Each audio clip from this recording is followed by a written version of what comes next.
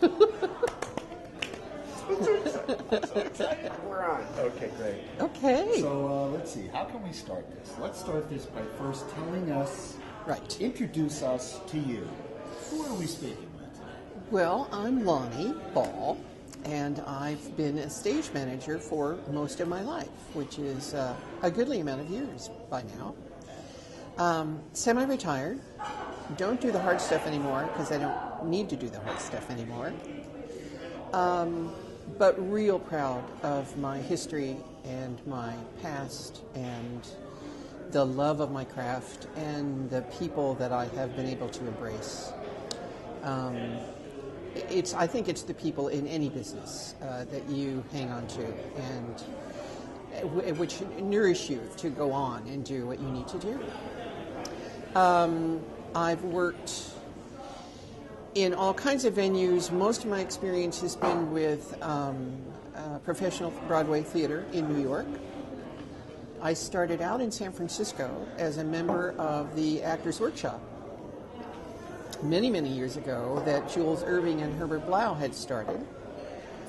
And they were asked by the committee that was looking for the new theater company to come in and fill the position at the new Repertory Theater of Lincoln Center at the Vivian Beaumont back in the early 60s. They were chosen. They picked 23, God, that was hard, of a company of at least 55 that were like this for years, you know.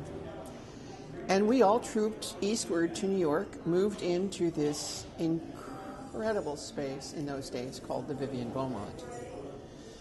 And I kind of went from there. I was not a stage manager yet. There were other stage managers that were senior. But over the years, I managed to evolve and develop and finally get into that world. And I've thoroughly loved it ever since. And then I went from there into my Broadway stuff. What's your favorite part? Of being a stage manager? The power. No. It used to be that way, but it's not that way anymore. Oh, golly. I think it was my... Oh, gosh, I can't think of the word. I think it was my affinity for... I like being behind the scenes. I like kind of controlling things from behind the screen, like The Wizard of Oz. And I think it was my affinity for sailing the ship and keeping everybody safe and on track and together and in the same direction, which was the quality of the product that we were putting on the stage. And because it's such a special environment and because nobody in the outside world really knows what we do. How do you explain to somebody who doesn't know, like... Not very well. Like, what do you tell your parents when they say that would have been a joy to me. But unfortunately in my life, my parents were not alive when I was able to get into the part of my life that I really love. Would that they had been. They would have been, I know they would have been very proud. But it's enough that I know that they raised a daughter that was capable of doing this and doing it really well for a number of years before she decided to walk away. They continue to be an inspiration to me. But I do have relatives. And usually it's at cocktail parties or social events where they say, what do you do, really? You know, what is it that you do? And I would desperately try to come up with phrases and explanations that I thought were making sense. And pretty soon I could see their eyes glaze over and I could see them, looking across the room desperately for someone to come and interrupt us. And so they really weren't getting it. So I wasn't very successful in trying to explain what it is we do. Really I'm not sure that they really know about us. Do they know about the people behind the scenes, or is that? Well, we've discovered over the years that audiences love when they see something that they think they're not supposed to be seeing, or something that's happening behind the scenes. Right. They love that kind of stuff. And so I know that there's curiosity. There's plenty of curiosity. I just needed to have come up with a better way and a more inspirational way of telling them what we do. I'm not a great storyteller, and I didn't have a lot of really fabulous stories to get them involved with. And most of the people on this coast, which is where my family is, this coast being the West Coast,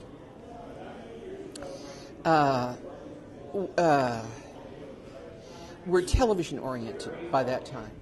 And so they weren't that familiar with the Broadway stars and the Broadway shows and so it was even more and more difficult because they wanted really to hear stories basically about the famous people that you work with. Right. And that's such a small part of it, really, what we do. And, of course you forge relationships and friendships with everyone that you work with, no matter who they are. There's a part of what we do that I call the magic. We make the magic. Yes. Yeah. What do you think the magic means? What does the magic that we do mean to you? I think the term what is the magic? I think the term the magic is when in terms of a production, a play, a drama, not necessarily a corporate event, because I know we'll get into corporate event in a minute, but we create the environment, we create a certain amount of illusion, we create a sort of smooth, seamless flow of things that most people sitting in an audience watching are not aware of the fact that there are people making all this stuff happen other than the person standing on stage speaking or the musical going on or the dancers and the singers. Because I think the moment that the lights go out and the curtain opens, that's when the magic starts. No one has any idea about what they're looking at and how it got to that point. A wonderful lighting designer years ago, God rest his soul, Gilbert, and I'll remember his last name in a minute, forgive me, said at one point, you don't just light the scenery, you light the air. And I never forgot that because it was such a poetic phrase. And he was absolutely right. Gilbert Hemsley. And you're right. People come into the theater, they see the show, but they have no idea about all those people that are behind the scenes. No. Nor should they be aware of all those people behind the scenes. But I want to go back to something that you said earlier about how much people enjoy seeing that. Yes. When it happens. Yes. Certain shows, when scene changes happen. When something goes wrong. Yeah. It's usually when something happens on stage and they're not meant to see it, it's usually when something's gone wrong. Yeah. I don't know, because it momentarily breaks the fourth wall. It lets them in on something that they know they weren't, this wasn't what they just saw was not really part of the deal, the show, the magic. No. And it kind of gives them, I think, a little sense of specialness. They saw something that wasn't supposed to be. What's the fourth wall? Tell us what the fourth wall is. In the theater, where there is a proscenium arch, in other words, a solid wall between the seats in the theater and the stage with the scenery on it, there is what we call a fourth wall. It is the invisible space that exists between the performers on the stage and the first row of the orchestra, or the edge of the stage, or the edge of the acting area. The fourth wall is invisible. No one is aware of it, but it's there. Not to be broken until it's over. Let's talk about, I asked you before what your favorite part of all of this is. Yeah. What was your first memory of feeling like this is the place for me? Good question. I think I've heard people talk about the family of theater, their theater families. And this is something that I think is so hard for our own families and friends to understand. When we're born into this world, we don't get to choose our families. We are born into and accept what we are given. We never know the difference. We tolerate it however we tolerate it, and we go on in our lives until we discover that magic day that if you're lucky, you join a group of people to do something. Either you're a performer, you're a technician, you're an artist, you're a designer, you're a whatever. Everybody comes together with the same intent of producing this product of quality that everybody's hoping like hell is going to be a success. And you form incredibly strong bonds. And that bond, for that time that you are in existence, either the show runs or doesn't, is very strong. And when it's over, it's heartbreaking to say goodbye. It's really, really hard to wave goodbye to, because you've been like this through thick and thin and the most ridiculous and bizarre circumstances. And people have just saved your butt all around you, and you for them.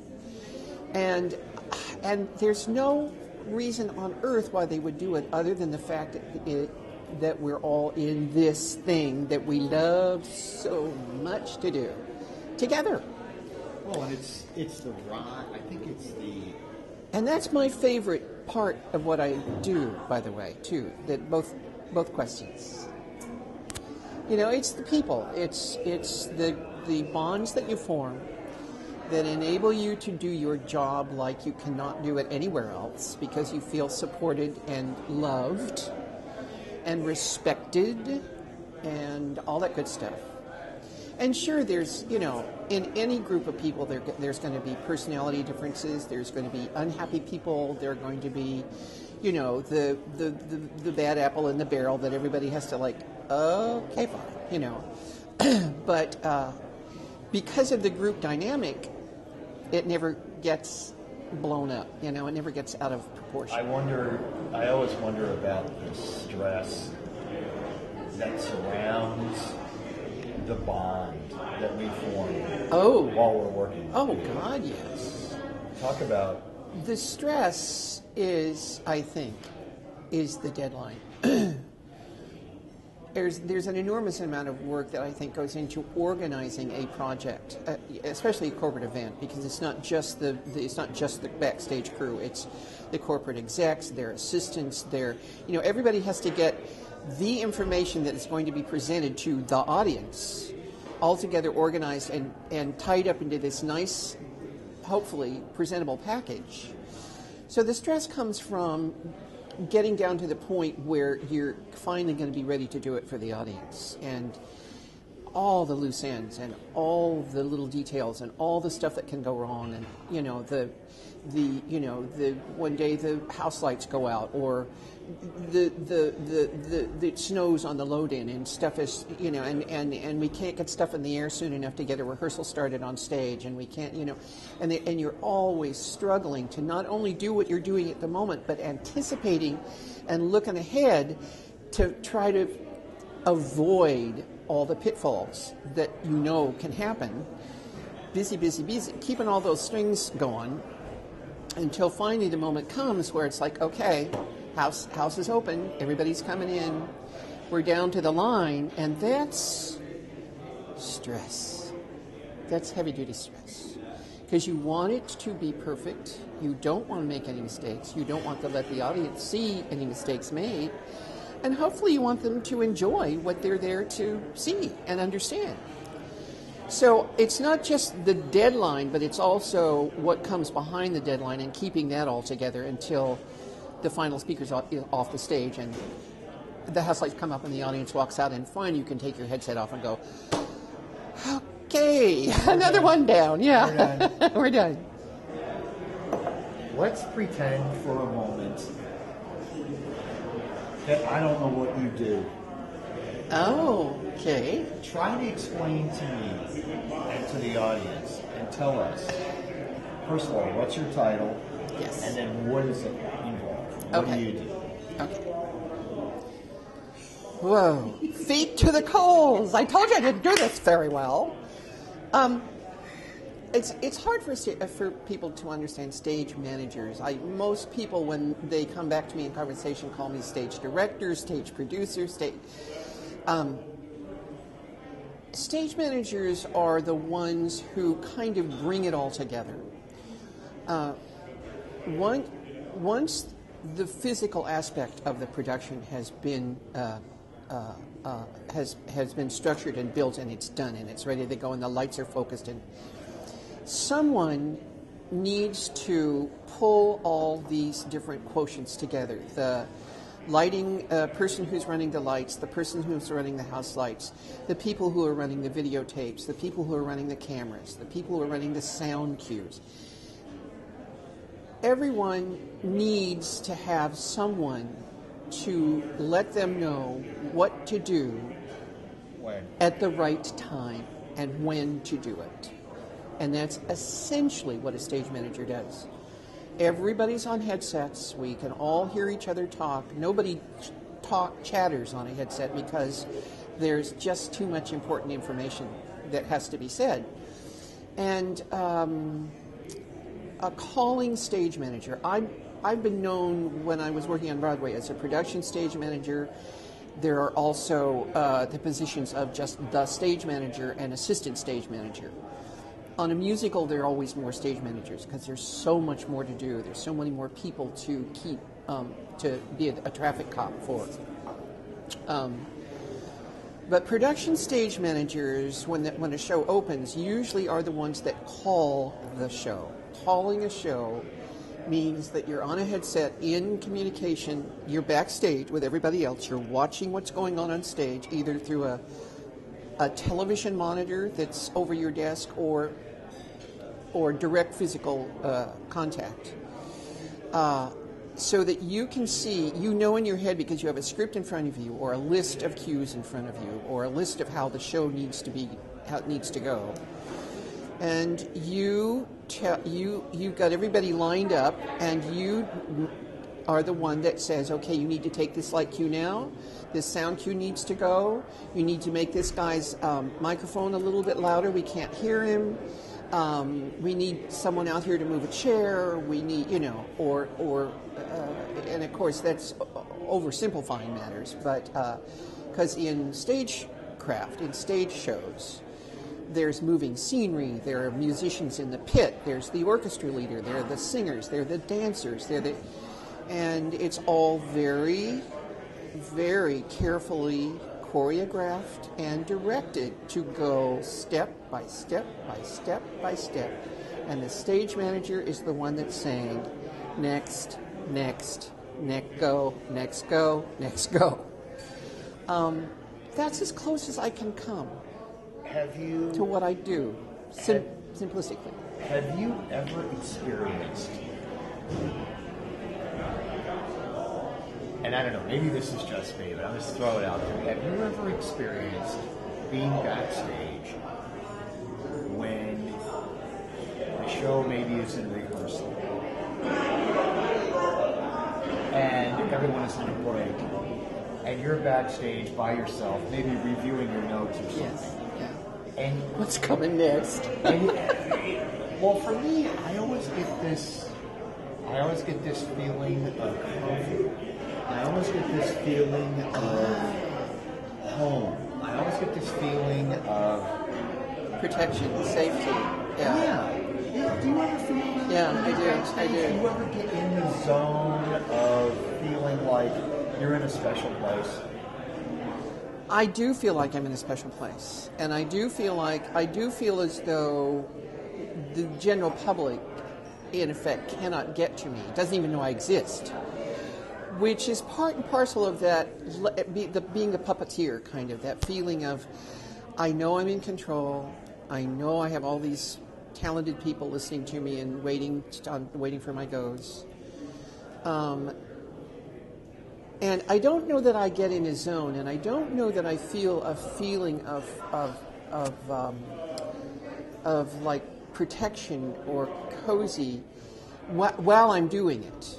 I always think about it after the fact, but not usually while I'm doing it. I'm just too focused and too crazed about what's coming to stop and feel the feeling. I usually don't until we're sitting here like this talking about it, and I think how lucky I was to do what I did for so many years, surrounded by people that were as good as or better than I was at what we do, and knowing that if anything ever happened, they were going to cover my butt no matter what.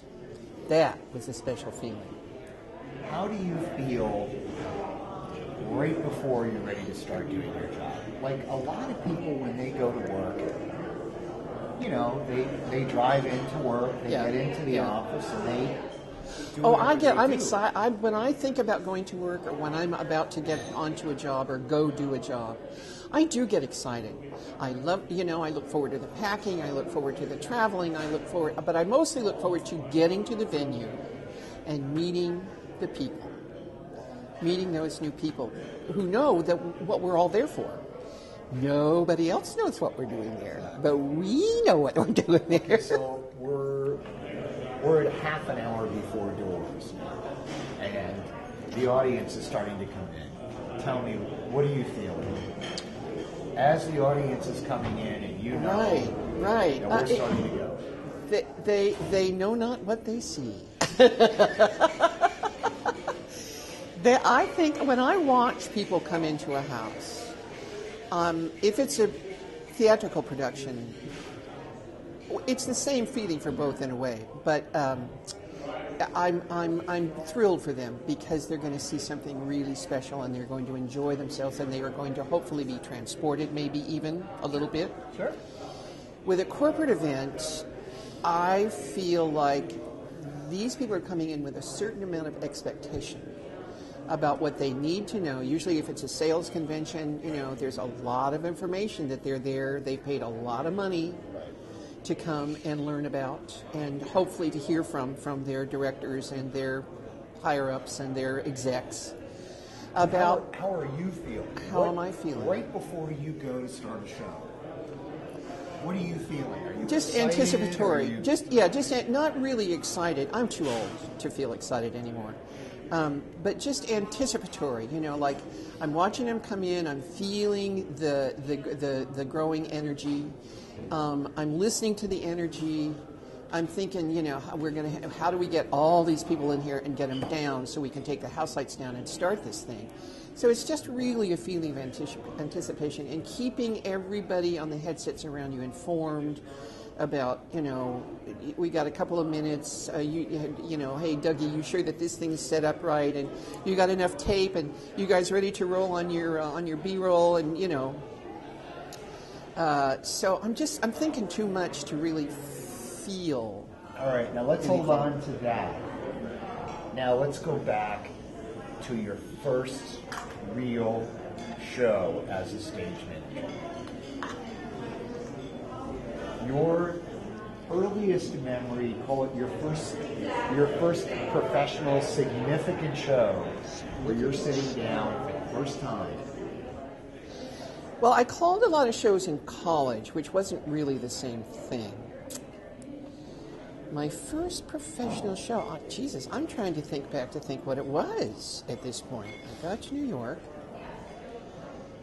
and I did this and that and this and that and this and that, and as a stage manager. Major production. First major production that you worked on. This is going to be a disappointing answer, I think, but there's so much going on leading up to it. I'll tell you, I can't, Dougie, honest to God, and I'm really sorry, I can't remember my first show, ever. I mean, whatever it was so simple. I think maybe it might have been You're a Good Man, Charlie Brown, downtown in the Village in New York.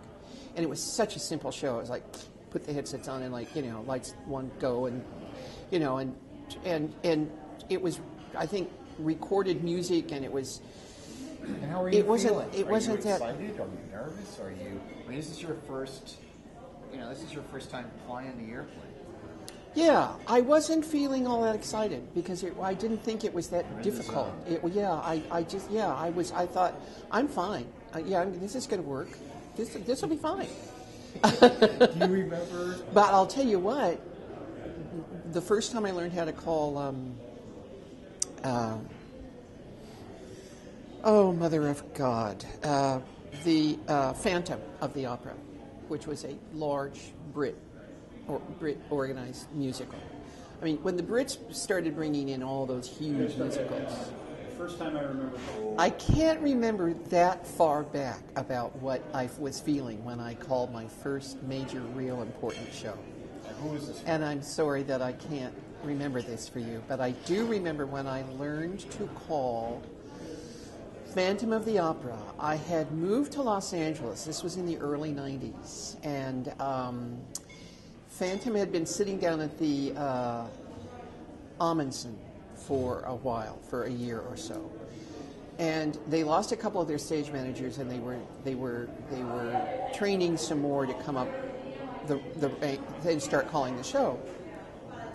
And Phantom has 4 stage managers because it's so huge. I mean, there's the whole proscenium march thing where you have to take him up to the angel and all that kind of stuff, and then there's all the moving scenery on stage, and somebody's got to be down there calling. So all the time the calling stage manager is listening to the deck stage managers go, clear, okay, clear, clear. That means that the kids are away from the trapdoor, and you can open the trapdoor, and nobody's going to fall down. It was the scariest show in the world I ever called in my life because that was the one that I knew people could get seriously hurt if you did it wrong. You got 4 CRTs, computer screens, on your desk. The desk looked like the it looked like the pilot, the cockpit of an airliner. Lights everywhere. There was a panel of control lights across the whole front of it. There must have been 60 switches. There was a conductor with, 28 musicians in the pit. You had to coordinate getting everybody together and everybody ready before you could start that first note, start the overture, get the guys ready for the curtain, blah, blah, blah. And because it was all electronically controlled, but the guys who were controlling the electronics were still going on the stage manager's go cues. There were sometimes automatic follow cues, which are cues that you don't necessarily have to call.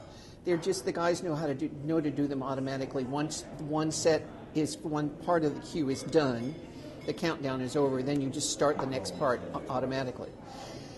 And I was shaking so badly I could hardly flip the switches because every time those were warning lights up for the fly floor, for the guys on the moving bridge, and you're watching these screens and they're marked, they've been marked by the stage managers calling the show in front of you with little dots and X's, and as the manager's curtain reaches this X, you flip these 3 lights, and as this swag for the next scene comes in and the opera boxes are moving to this point on the screen, you flip these 4 lights, and you know that if you don't do it right, the guys on the electronics are watching as carefully as you are, and they will try, if they know you're in trouble or if they know you just did something really wrong, to not let anything happen.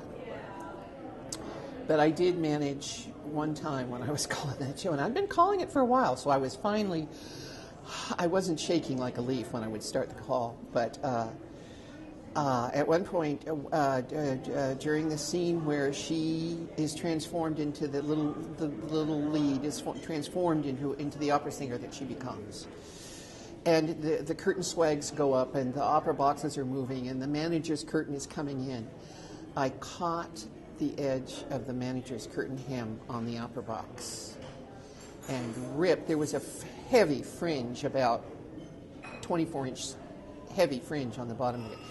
Ripped 17 feet of the fringe off the bottom of the manager's curtain. And life goes on. The show went on because we thank God we didn't need the manager's curtain again until Act 2, after the intermission. But here's where being in professional theater is so exciting. Curtain comes down to the end of first act. The first guy I go to is like the stage carpenter, Dell, who is a lovely man. And I'm on my knees saying, Dell, I'm sorry, I'm so sorry. I have no idea what happened. I really have no idea why I anticipated that cue so quickly. I really didn't, but, how are we? What's going to happen? And he said, well, I'll show you, hon. So he has the fly floor bring the curtain in.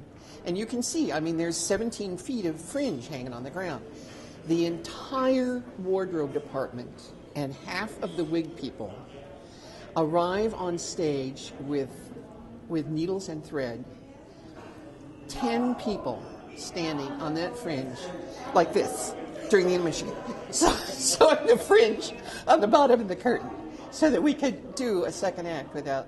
That's when the show must go on, and when you know that people are there to come and do whatever they can or will do to fix it.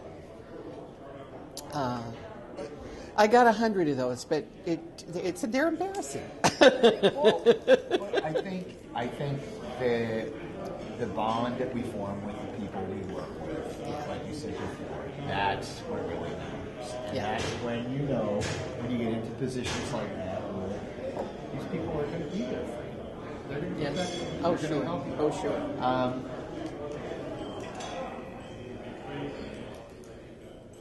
And it's not like the boss down the hall who's got problems of his own and, he got up on the wrong side of the bed that morning and he had a bad breakfast and he got in an accident on the way to work. Very, very rarely was there ever any anger directed directly at you, especially not in front of anything. If something went wrong and somebody really had words to say, always took you off into play. You never lose it over the headsets, ever. No reason to. It's too upsetting for the rest of them.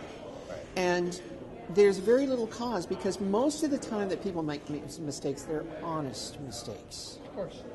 And it's like you feel so badly for the person who did make the mistake that you want to kind of rush in and make it all okay, And in the theater, I think that's one of the reasons that we love our jobs as much as we do is because we're all pros.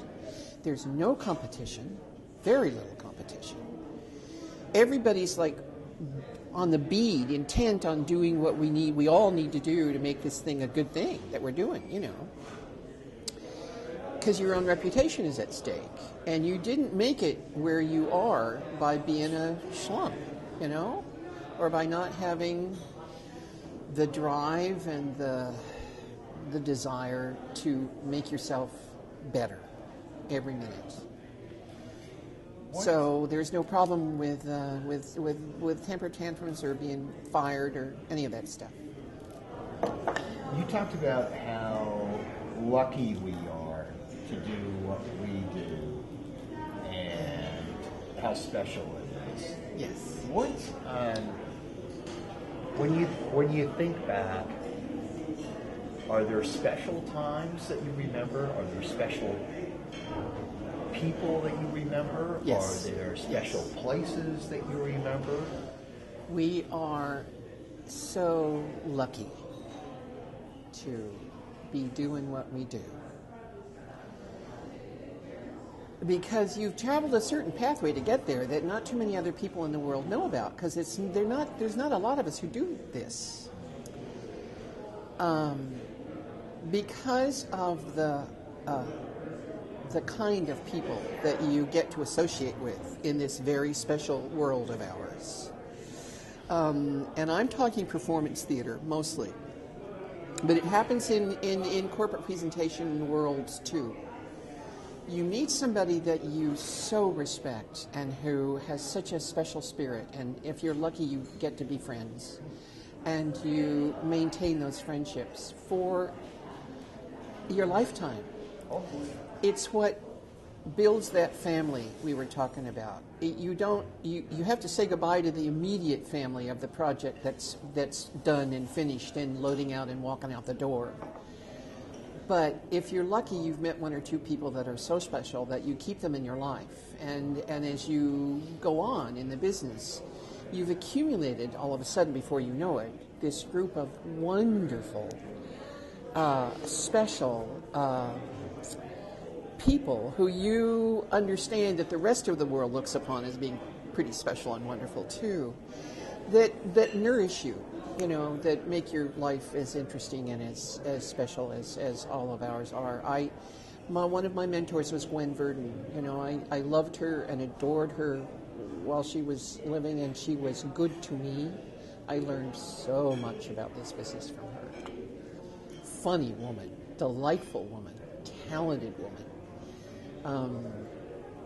She's gone, but I had her when she was here, and I look back on that, as with many other circumstances in my life, and I think you lucky. How lucky are we to meet these people, to work with these people, Yes. to give and get from these people, Yes. right? Very lucky to give and get. Is there somebody that you met early on that you worked with that at the time you maybe didn't realize who this person would become? Oh, sure. Well, I went to college with a whole bunch of them. When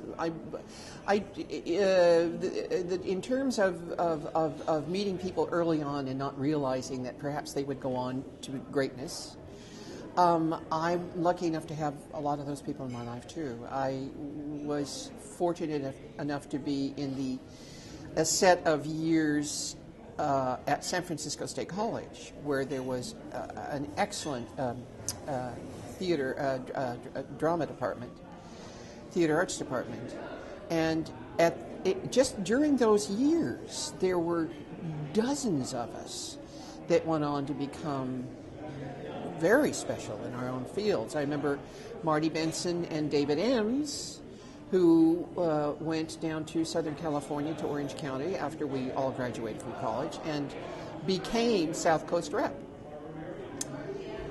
Daniel Sullivan, who is now a very famous director on Broadway, came from that class. Michael Devine, set designer extraordinaire. Dal DeLue, set designer extraordinaire. These guys went on into television and became very famous in television. Jeffrey Tambor, performer, wonderful comedian. Silly kid in college. I just adored him. Didn't know him very well, unfortunately, but watched him in the television world and the movie world. He moved to Los Angeles and used those miraculous talents that we all saw going on while we were working together on stage, when we were college kids. Just an extraordinary class. Were there legends? Were there legends that you worked with and thought, wow, this isn't the kind of person that I expected them to be? Yes, during our tenure at Lincoln Center, at the Rep Theater, we got a lot of really classy actors, classical, classy performers, and I was lucky enough to have met many. Anthony Quayle being one of them, Colleen Dewhurst, George Scott, James Earl Jones. Well, these are people, when you're meeting them, are you meeting them in a working situation? Yeah, sure. And they're working actors. It's like I have a working actor to this day, Herb Foster, who's working in New York. I think he was in Midsummer Night's Dream in the park this summer. He talks about Judi Dench coming in to do an American production of something. And she walked into the theater, and she had this kind of old sweater on and this dowdy old skirt and orthopedic Oxfords and a scarf over her head and, and a lunch bag and, I don't know, and her script and so. And she looked like a charwoman, She turned out to be just a delightful person, and everybody immediately took to her and loved her to death. But her constant refrain was, I'm just a working actress. I'm just a working actress. This is what we do. This is who we are, I get up and brush my teeth in the morning just like everybody else does. And I have kids and I have a husband. And we all try to do the best we know how to do.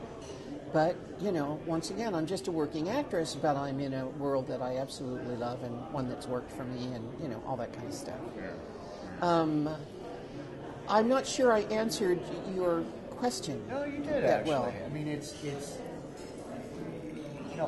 the names that you threw about George Scott. Yeah. I mean, these are people that the audience knows these names, but to be able to work with these people. It's a rarefied atmosphere. You know that they're famous when you're working with them. And how do you deal with it? How do you deal with? I think everybody is different. I think everybody regards fame in their own way. I think this country is absolutely obsessed with celebrityism.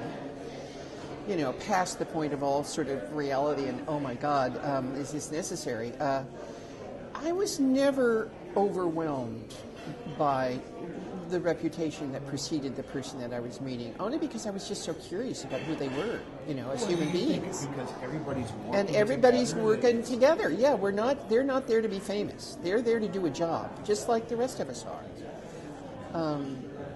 And if you get to know them a little bit during that whole experience, all the better. I mean, there are some people that, like, especially in corporate events, where you might have somebody who's highly recognizable come in and be a motivational speaker or some sort of consultant kind of thing, and they appear on stage and they have things to impart to the audience.